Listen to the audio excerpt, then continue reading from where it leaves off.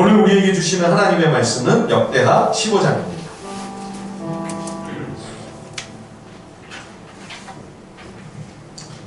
물 좀 한 컵 떠주시면 고맙겠습니다.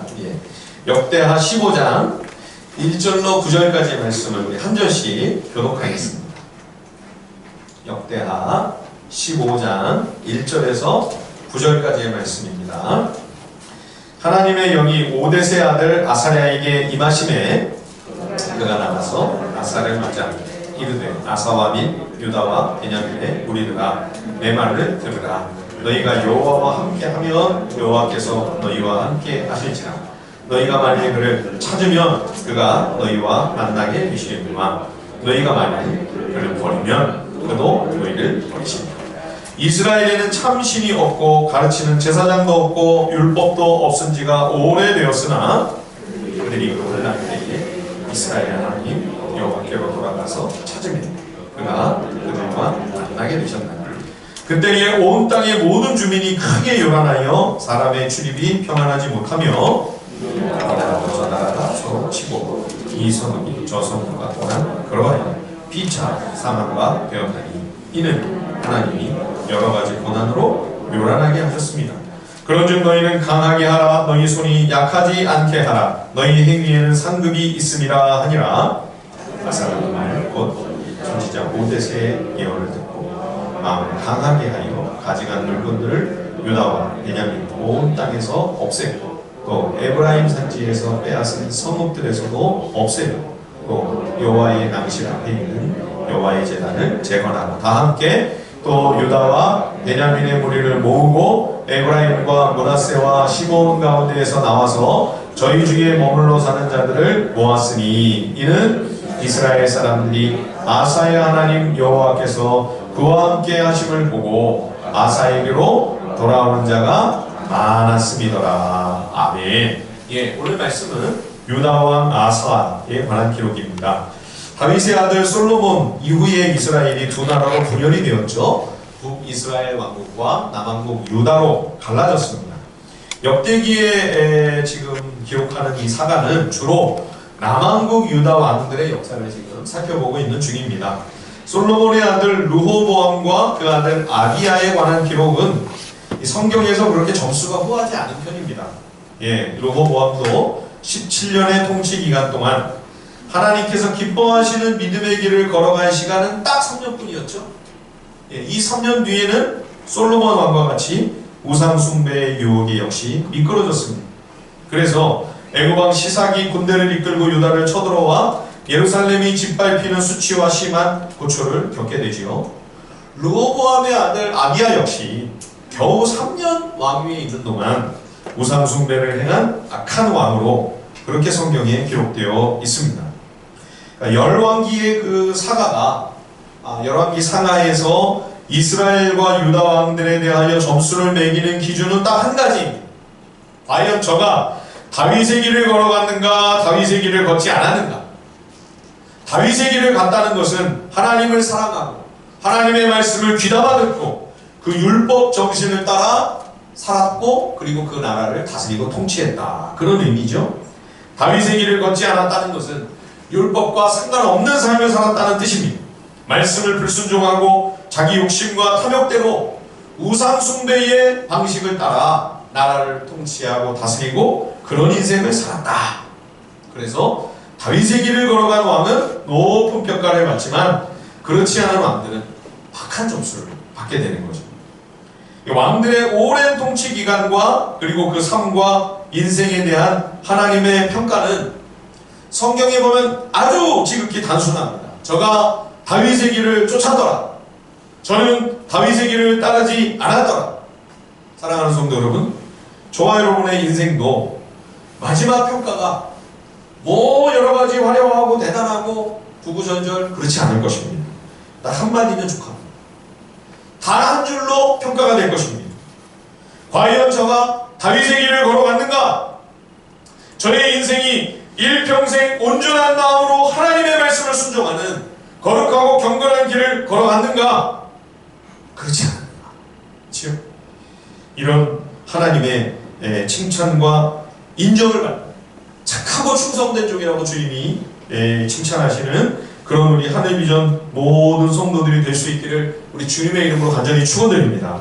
예, 열왕기 기록자가 왕들에 대하여 다윗을 따랐느냐 그렇지 않았느냐 이걸로 기준을 삼아 평가했다면 역대기의 역사가는 과연 저가 여호와를 찾았느냐 그렇지 않았느냐 이걸 가지고 평가를 합니다.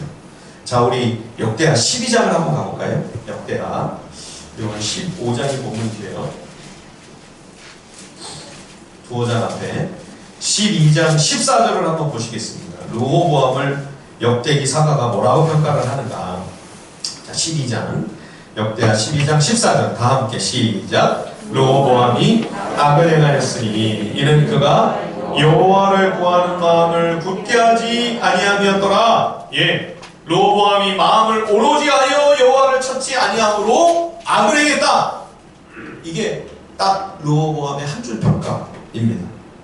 여러분, 죄가 뭐가 죄고 하나님 앞에 무엇이 과연 가장 큰 악입니까? 여기 이 르호보암을 평가하는 이 한 줄을 우리가 가만히 묵상해 보면 여호와를 찾지 않는 것이 악입니다. 오로지 한 마음으로 여호와를 찾지 않는 것, 그것이 하나님 앞에 가장 큰 죄입니다. 꼭 뭐 나쁜 짓을 저지르고 악한 범죄를 행하고 그래야만 꼭 죄인이고 그렇게 못된 행위를 해야 하나님 앞에 악인이 아닙니다.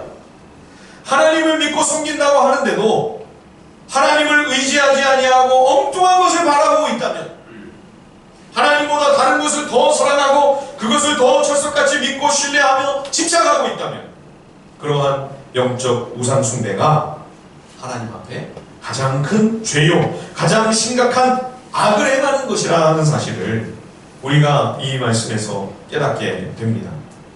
르호보암의 아들 아비야는 북이스라엘 여로보암과의 전쟁에서 하나님께서 큰 승리를 유다에 주셨음에도 그 기회를 통해 나라가 강성해지자 그 역시 하나님을 찾지 않습니다.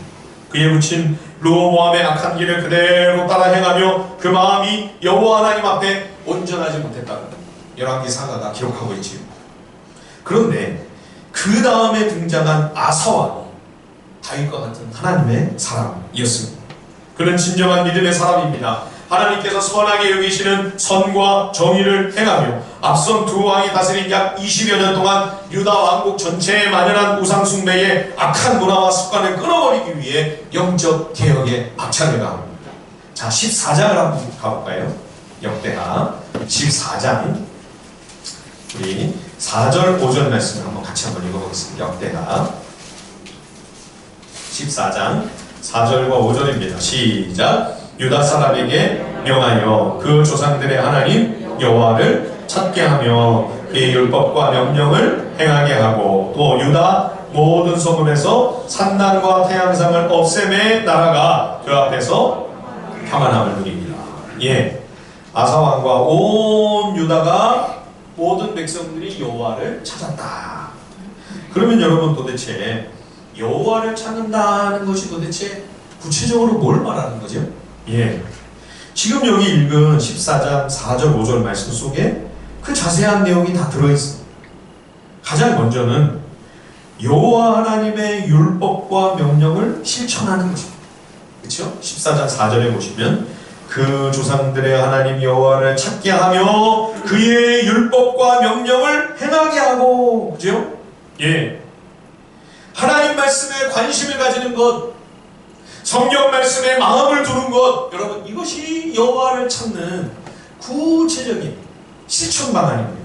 이렇게 예배 시간에 나와 주의 말씀을 듣기 위해 귀를 기울이는 것, 또 개인적으로 여러분들의 생활 속에서 하나님 말씀 앞에 날마다 서서 나에게 말씀하시는 주님 음성을 듣기 위해 큐티를 하고 성경을 부지런히 읽고 말씀을 필사하는 것, 이것이 여호와를 찾는 구체적이고 실제적인 행동입니다. 아니, 그래도 그렇지 이스라엘이 온 나라가 하나님을 섬기는 그런 국가인데 하나님의 백성들이고 신정 통치 국가가 아니었는가? 그런데 무슨 새삼스럽게 이렇게 여호와를 찾는다고 이 난리인가? 이런 의구심을 품는 분이 있을 수 있을 것입니다. 여러분, 한번 옛날 얘기라고 생각하지 마시고 오늘 우리들의 신앙생활을 삶을 가만히 한번 돌아보십시오. 우리가 다 교회 다니고 이렇게 주일이면 나와서 예배드리고 오랜 세월 주님을 믿고 섬기면서 그리스도인으로 살아왔습니다.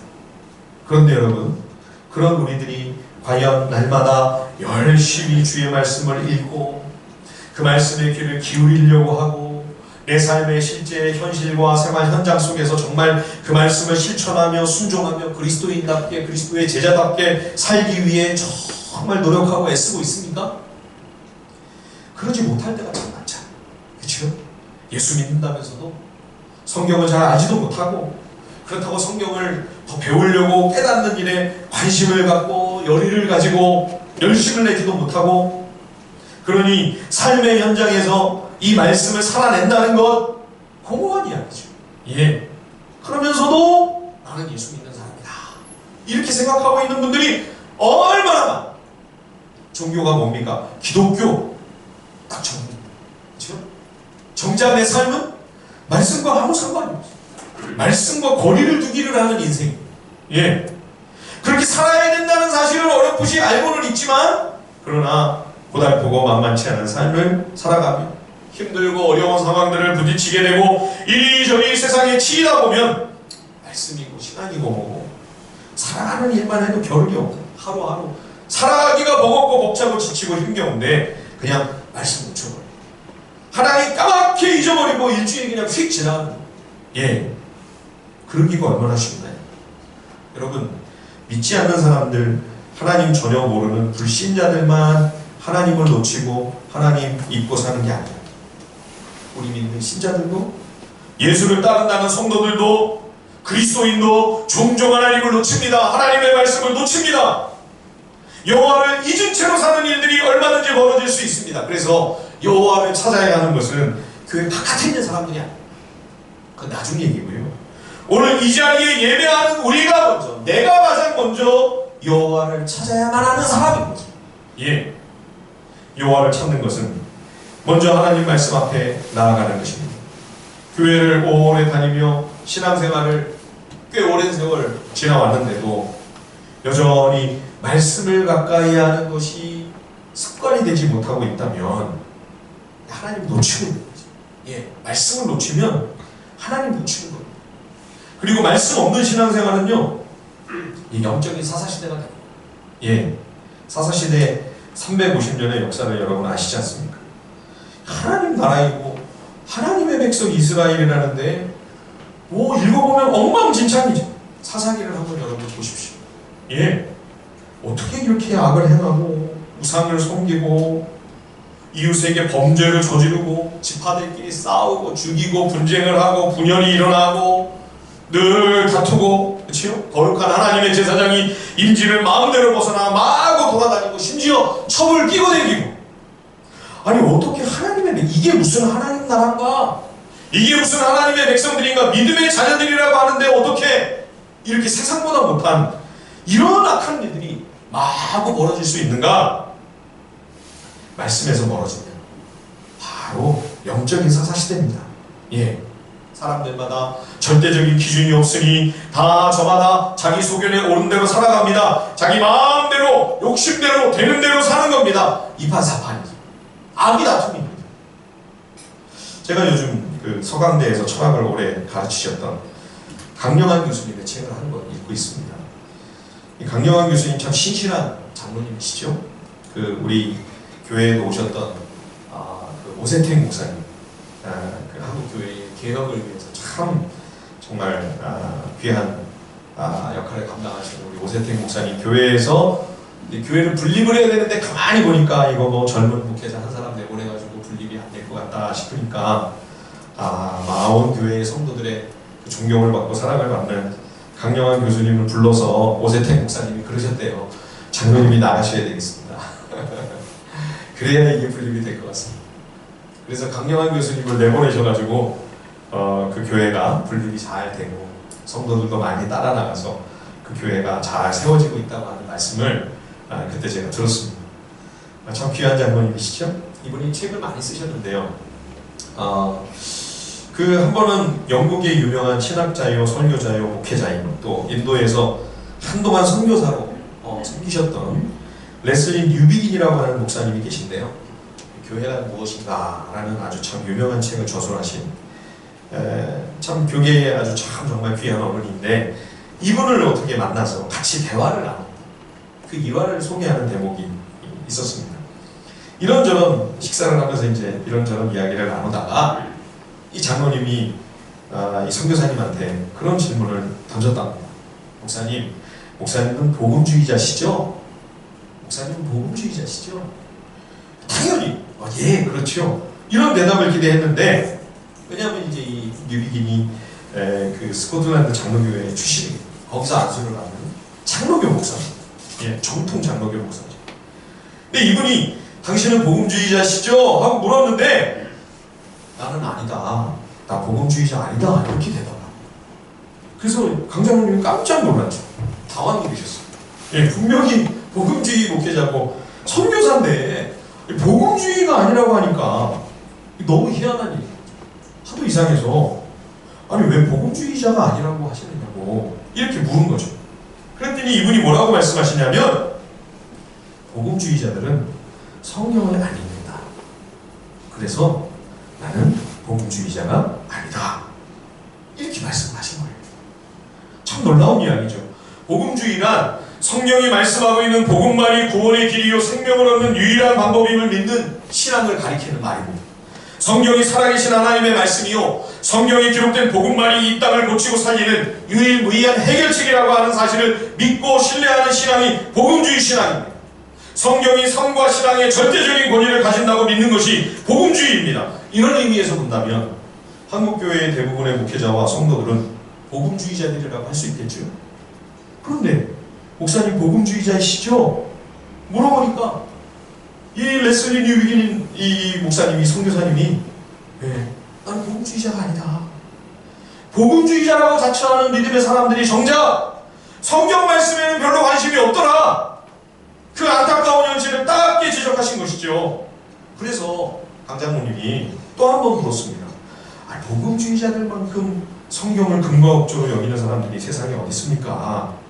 그런데 뉴비긴 목사님이 이렇게 말씀하셨다고 합니다. 복음주의자들이 성경을 심지어 외우고 또 성경을 많이 인용하는데 정작 성경을 잘 읽지는 않습니다. 제가 감정이입을 해서 한마디 더 그렇게 말씀하지는 않으셨지만 뉴비긴 목사님의 마음에 있는 한마디를 더 덧붙이자면, 복음주의자가 성경을 읽지 않을 뿐만 아니라 성경대로 살지도 않습니다. 그래서 나는 복음주의자가 아닙니다. 그렇게 말씀하시고 싶으셨던 것이 아닌가. 자신의 개인적인 구원과 영생의 문제에 있어서만큼은 성경이 선포하는 복음에 대하여 철저히 믿고 신뢰하고 그 부분을 생명처럼 여기고 있습니다. 그럼에도 불구하고 오늘 내 삶 가운데 내 생활과 내 모든 삶의 기준과 표준과 근거로서 성경 말씀 전체를 진지하게 대하지는 않는 것입니다. 한마디로 성경 전체 가운데 예수 믿고 천다, 이 한 가지만 꼭 붙잡고 있고 내 삶의 전 영역에서 하나님의 뜻과 원리와 방식을 따라 성경적인 삶을 사는 일에는 마음이 없는 것이죠. 만일 이것이 복음주의라면 나는 복음주의자가 아니다. 뉴비긴 목사님이 그렇게 말씀하신 것입니다. 깊이 새겨야 할 귀한 말씀이라고 생각이 듭니다. 사랑하는 여러분, 우리가 구원과 생명을 얻는 이 귀한 복음이 기록되어 있는 이 하나님의 말씀, 이 성경 전체를 하나님의 백성의 삶의 가장 중요한 교본으로 삼고 내 인생을 날마다 매 순간 이 말씀을 따라 걸어가기 위해 매일 이 말씀 앞에서 이 말씀을 묵상하지 않는다, 이 말씀을 순종하기를 힘쓰지 않는다면 여러분, 우리는 하나님 놓치고 있는 거예요. 하나님 잃어버린 신앙입니다. 그것은 하나님을 버리는 것입니다. 하나님을 잘 섬기며 하나님을 잘 모시고 하나님을 최고로 대우해드리기를 원하십니까? 그렇다면 여러분, 말씀에 마음을 기울이십시오. 그 말씀 앞에 날마다 서십시오. 이 말씀을 살아내기 위한 삶을 날마다 힘쓰십시오. 여러분, 이것이 여호와를 찾는 것입니다. 두 번째로 여호와를 찾는다는 것은 우상을 버리는 것입니다. 10자리 여기는 좀 볼까요? 우리 기타를? 예, 감사합니다. 역대하 14장 5절을 다시 한번 보십시오. 유다 모든 성읍에서 산당과 태양상을 제거했다. 그렇죠? 하나님의 백성들이 여호와를 섬기는 유다 왕국에서 태양상을 끼고 있는 거예요. 성읍마다 산당이 있었습니다. 산당은 백성들이 우상 섬기는 장소죠. 이거 하나님께 가서 제사도 드리고 성전에서는 제사를 늘 드리고 희생을 바치면서 또 산당에 와서 우상 숭배도 하면서 그렇게 살아가는 거죠. 양다리를 거치고. 아사 왕이 백성들의 삶 가운데 뿌리 깊이 박혀있는 이 우상 숭배의 문화를 제거하는 싸움을 시작한 거죠. 우상을 청산하고 우상을 버리는 것이 여호와를 찾는 것입니다. 우상을 끼고 있다 하는 것은 두주의 섬기는 거죠. 예, 여러분 우리 아내들에게 한번 여쭤볼까요? 두 남편을 섬기는 게 가능한 일입니까? 우리 남편들에게 한번 여쭤볼까요? 두 아내를 사랑할 수 있습니까? 그런데도 그거는 말도 안 되는 일이라고 우리가 여기면서 하나님도 좋고 우상도 좋고 괜찮다. 하나님도 오케이, 세상도 오케이. 하나님도 사랑하고 세상의 욕심과 탐욕도 사랑하고 이걸 우리는 얼마나 당연하게 여기고 있습니까? 신앙인이라고 하면서 이에 대하여 어떤 가책이나 찔림도 없이 그저 내 마음이 평안하다면 이거는 큰 문제가 있는 거죠. 여러분 우상을 정리해야 하나님을 찾는 것입니다. 우상을 제거해야 여러분 진정한 예배입니다. 이것이 참된 믿음입니다. 오늘 보면 15장 2절, 3절, 4절을 우리 다 함께 한번 읽어볼까요? 역대하 15장 2절, 3절, 4절 다 함께 읽겠습니다. 시작. 그가 나가서 아사를 맞아 이르되 베냐민의 무리들아 내 말을 들으라. 너희가 여호와와 함께하면 여호와께서 너희와 함께 하실지라. 너희가 만일 그를 찾으면 그가 너희와 만나게 되시려니와 너희가 만일 그를 버리면 그도 너희를 버리시리라. 이스라엘에는 참신이 없고 가르치는 제사장도 없고 율법도 없은 지가 오래되었으나 그들이 그 환난 때에 이스라엘의 하나님 여호와께로 돌아가서 찾음에 그가 그들과 만나게 되셨다니. 예, 너희가 만일 그를 찾으면 여호와 하나님 한 분만 사랑하고 마음을 오로지 하여 하나님 한 분만을 의지하면 우상을 버리면 하나님께서 너희를 만나 주실 것이지만 그렇지 않다. 하나님께 버림을 받을 수밖에 없다. 예, 지난 20년 동안 유다가 르호보암과 아비야 왕 때에 그렇게 우상을 섬기며 하나님을 버리고 하나님께로부터 버림을 받은 채로 살아온 겁니다. 그래서 전쟁으로 온갖 고초를 당하고 환난과 시련으로 말할 수 없는 고생을 했죠. 자, 15장 5절 6절을 보십시오. 역대하 15장 5절과 6절입니다. 그때에 온 땅의 모든 주민이 크게 요란하여 사람의 출입이 평안하지 못하며 이 나라와 저 나라가 서로 치고 이 성읍이 저 성읍과 또한 그러하여 피차 상한 바 되었나니 이는 하나님이 여러 가지 고난으로 요란하게 하셨습니다.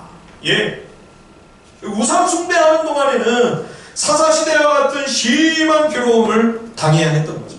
그런데 아사가 왕이 되면서 말씀을 따라 하나님을 찾으며 우상을 버리고 여호와만 섬기니 하나님께서 평안과 안식을 주시고 아프리카에서 강력한 대적이 올라왔잖아요. 100만 대군이 쳐들어왔어요. 예, 구스왕, 그렇죠?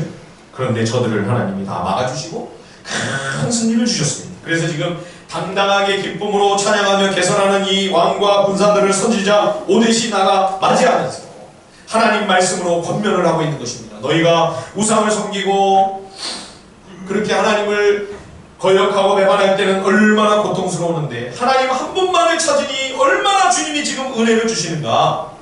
그러니 더욱 마음을 온전히 하여 여기서 중단하고 여기서 멈추지 말고 아직도 곳곳에 남아있는 우상을 청산하는 일을 더 부지런히 하자.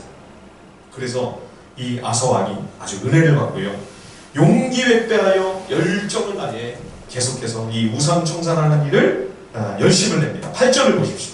역대하 15장 8절입니다. 아사가 이 말 곧 선지자 오뎃의 예언을 듣고 마음을 강하게 하여 가증한 물건들을 유다와 베냐민 온 땅에서 없애고 또 에브라임 산지에서 빼앗은 성읍들에서도 없애고 또 여호와의 낭실 앞에 있는 여호와의 제단을 재건하고. 이 전쟁 전에도 분명히 우상숭배 문화를 뿌리 뽑기 위해 대대적인 캠페인을 했죠. 그럼에도 불구하고 하나님이 역겨워하시는 우상들이 구석구석에 박혀있는 거죠. 아직. 그렇죠? 그러니까 여러분 한 번 돌이키고 회개했다고 되는 게 아니에요. 회개는 평생 회개입니다. 평생 회개. 한 번 회개가 진정한 회개가 아니라 평생 회개해야 진정한 회개입니다. 우리가 매일 손발을 깨끗이 수시로 씻잖아요. 요즘 뭐 손 소독제까지. 예. 그것처럼 우리 마음 중심도 날마다 수시로 말씀 앞에서 시도 때도 없이 정결하게 가다듬지 않으면 안 되는 것이죠. 아사왕의 이 영적 개혁은 종교개혁의 중요한 핵심을 우리에게 일깨워줍니다. 여러분, 개혁이라고 하는 글자는 명사가 아닙니다. 그리고 동사 정도도 아닙니다. 개혁이라고 하는 이 문자는 항상 현재 진행형 동사입니다. 현재 진행형 동사. 그럴 때에만 비로소 진정한 개혁입니다. 그래서 개혁자들의 유명한 명언은 아무리 또 강조해도 지나치지 않습니다. 개혁된 교회는 다시 개혁되어야 한다. 옛날에 한번 개혁했던 교회라고 개혁교회가 아닙니다. 예전에 그때 열심히 한때 개혁을 했지 그래서 개혁교회라고 하지 않습니다. 하나님의 살아있는 진리의 말씀을 근거로 오늘도 성경에 비추어 바로잡아야 할 것을 끊임없이 지금도 여전히 갱신하고 개혁하고 있는 교회라야 진정한 개혁교회입니다. 여러분, 우리 개신교는 중세교회가 개혁을 멈추고 우상숭배의 타락으로 떨어져 헤매고 있을 때 하나님 말씀으로 다시 되돌아가야 한다고 하는 몸부림으로 발버둥 치면서 여기까지 왔습니다. 그런데 여러분, 지금은 어떻습니까? 한국교회는 계속해서 개혁 중인가요? 그저 옛날 열심히 그 믿음의 선배들이 애써 피를 흘리며 목숨 걸고 싸우면서 말씀을 붙잡고 개혁을 시도했던 그 500년 전 종교개혁의 그 빛나는 전통 하나만 내세우고 자랑하면서 그 굵고 큰 뼈다귀 하나 겨우 붙잡고 우리는 뼈대 있는 가문인데 행세만 하고 있는 것은 아닙니까? 거짓말입니다, 여러분. 그런 교회가 개혁교회 아닙니다. 사기입니다. 오늘도 지금 계속해서 개혁하고 있지 않으면 개혁교회라고 할 수 없습니다. 왕년에 열심히 개혁을 했다. 빛발의 유물에 불과합니다. 전통도 물론 중요하나 그러나 더 중요한 핵심은 과연 오늘도 지금도 계속해서 말씀을 가장 우선순위로 여기고 있는가? 뿐만 아니라 그것을 표준으로 하여 그 말씀대로 살아내기 위한 도전을 계속 시도하고 있는가? 이것이 더 중대하고 결정적인 핵심이 아니겠습니까? 아사왕과 유다 백성들이 이 5대 선지자의 말을 듣고 선지자가 대언한 하나님의 말씀을 마음에 새기고 한마음 한뜻이 되어 더 열심히 여호와를 찾습니다. 자, 15절 우리 같이 한번 읽어볼까요? 역대하 15장 15절입니다. 다 함께 시작. 온 유다가 이 맹세를 기뻐하니라. 우리가 맹세하고 뜻을 다하여 여호와를 찾았으므로 여호와께서도 그들을 만나주시고 그들의 사방에 평안을 주셨더라. 아멘. 아사왕이 얼마나 열심히 개혁을 했는지요. 심지어 할머니 마아가가 우상숭배를 포기하지 않는다는 이유로 태후의 자리에서 폐위를 시켜버립니다.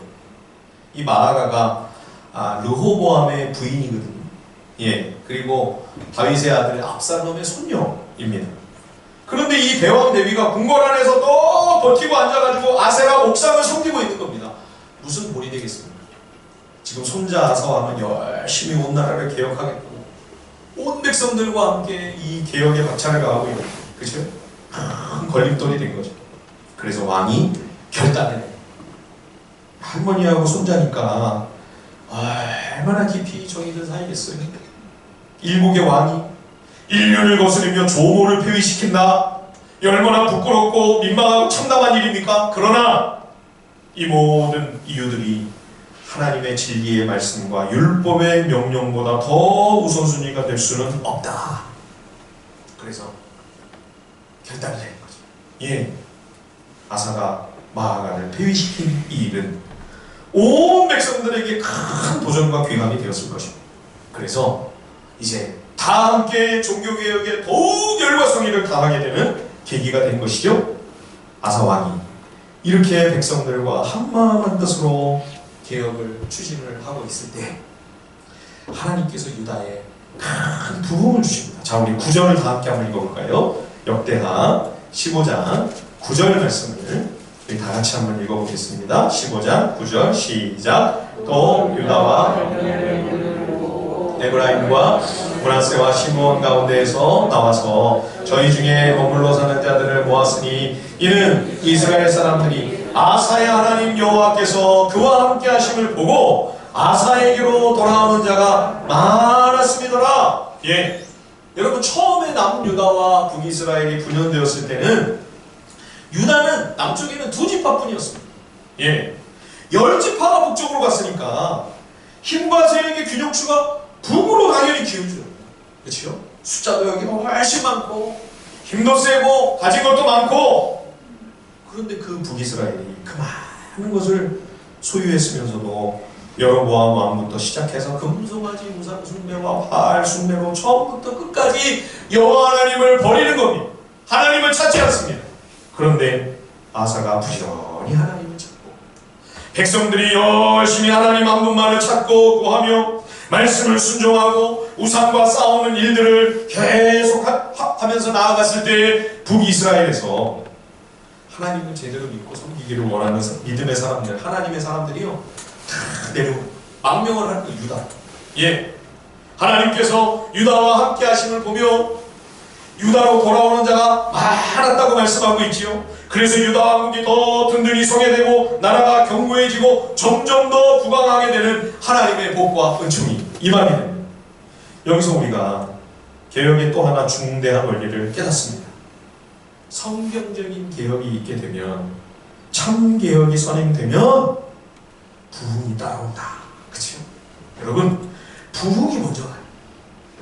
개혁이 먼저입니다.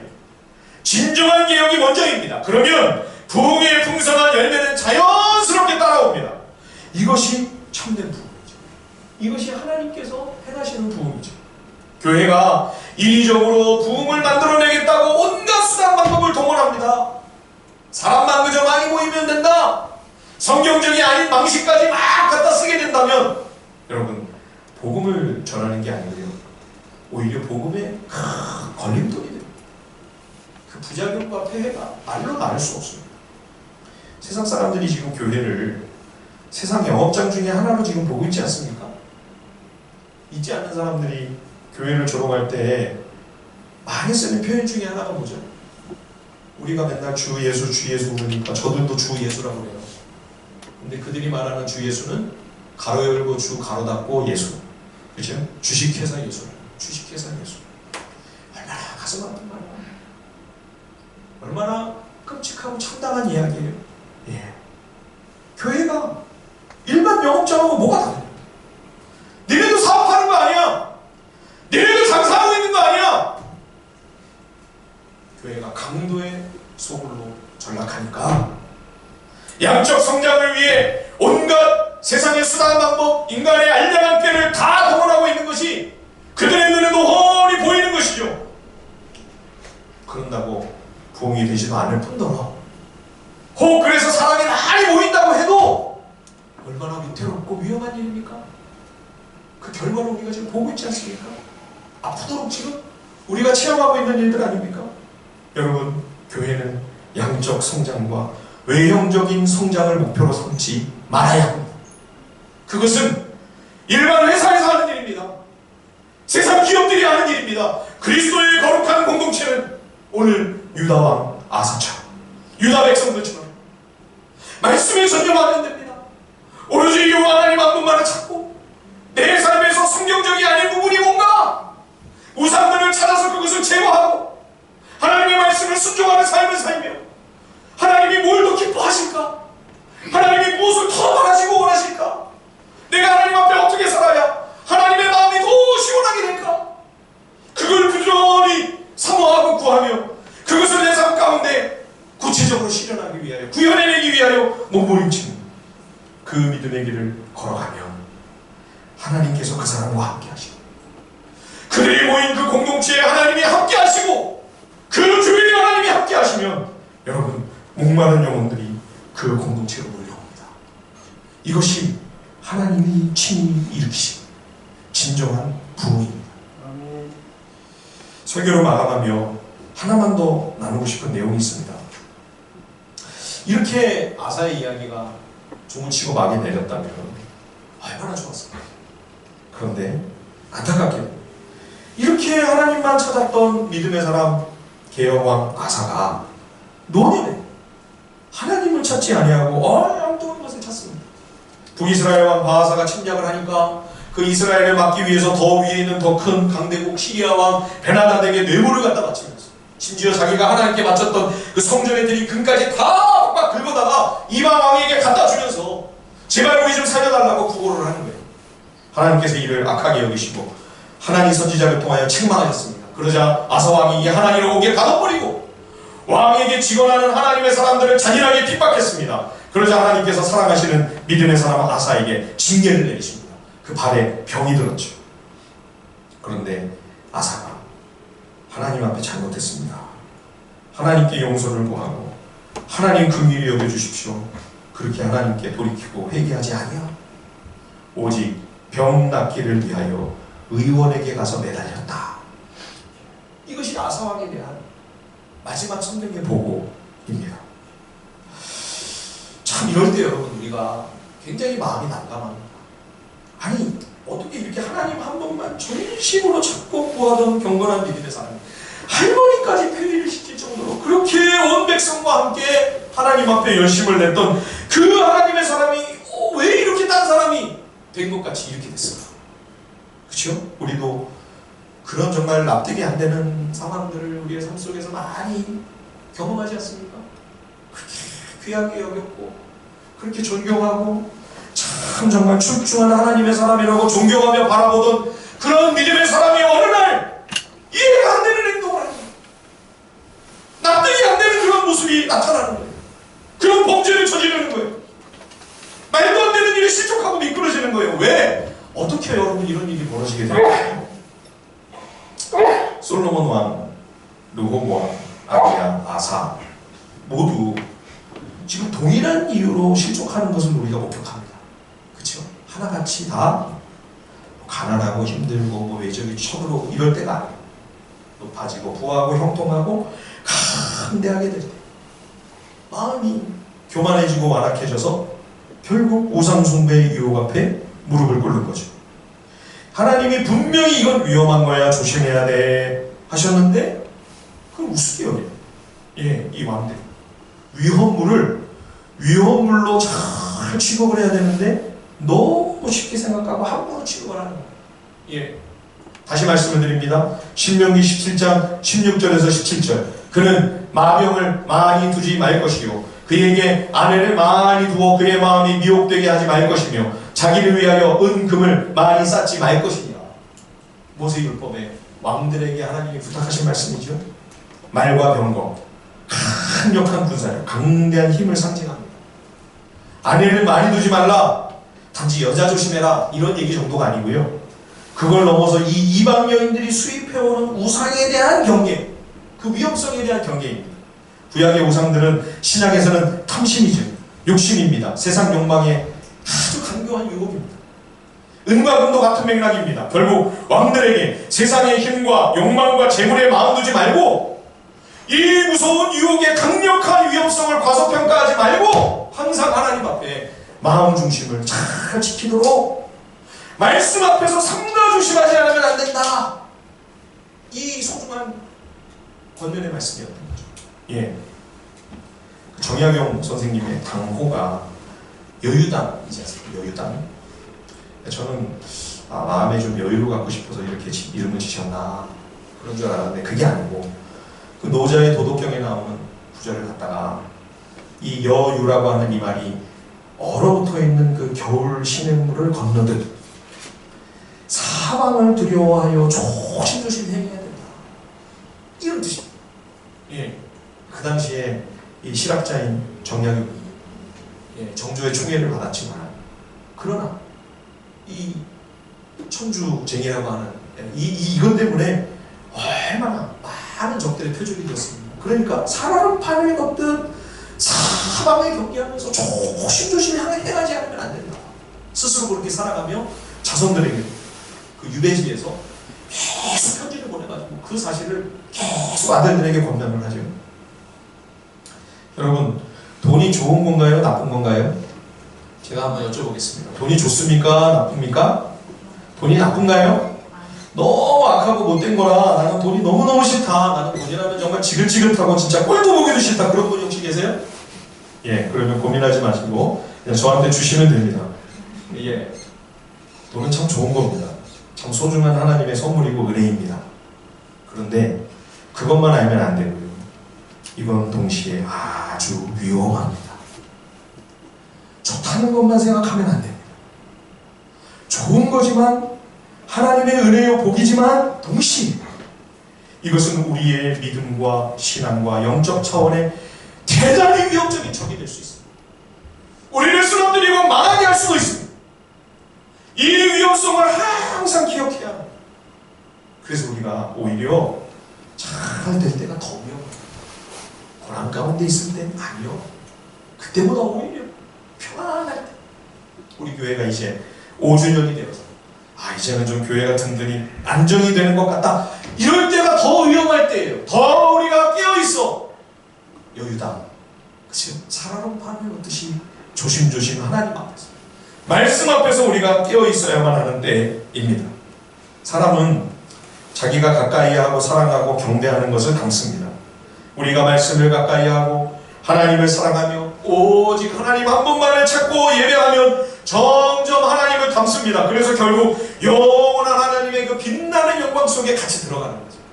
그 가운데 함께하는 거죠. 그죠? 삼위일체 하나님의 그 영광이 함께 넘쳐가는 거죠. 정말 영광스럽게. 그런데 우상을 사랑하고 욕심과 탐욕의 마음을 뺏기면 여러분 우상을 닮게 됩니다. 말도 못하고 보지도 못하고 생각도 못하고 분별도 못하는 우상처럼 영적인 눈이 가려집니다. 분별력을 잃어버립니다. 그래서 한때는 그렇게 여호와 하나님 한 분만을 사랑하며 찾았던 믿음의 사람도 이렇게 이해가 안 되고 납득이 안 되는 말도 안 되는 짓을 저지르는 겁니다. 우상에게 마음을 빼앗겼기 때문입니다. 우상의 마음을 빼앗아가면 여러분 우상과 똑같이 됩니다. 우상처럼 어리석어집니다. 우상처럼 미련하고 말도 안 되는 있을 수도 없는 그러한 짓을 그렇게 한때는 뛰어나고 출중하고 위대했다고 하는 하나님을 찾았다고 하는 그 사람, 그 동일한 사람, 말도 안 되는 짓을 저지르는 것이죠. 사랑하는 성도 여러분, 이 위험물을 우리가 잘 주의하십시다. 하나님 앞에서 겸손하게 늘 그래서 말씀 앞에 나아가 매일 내 순간 주의 긍휼과 자비를 우리가 구하지 않을 수 없습니다. 우리가 주님 앞에 부름받는 바로 그 순간까지 하나님의 은혜 가운데 오직 여호와 하나님 한 분만을 찾는 그런 우리 모두가 되기를 우리 주님의 이름으로 간절히 축원드립니다.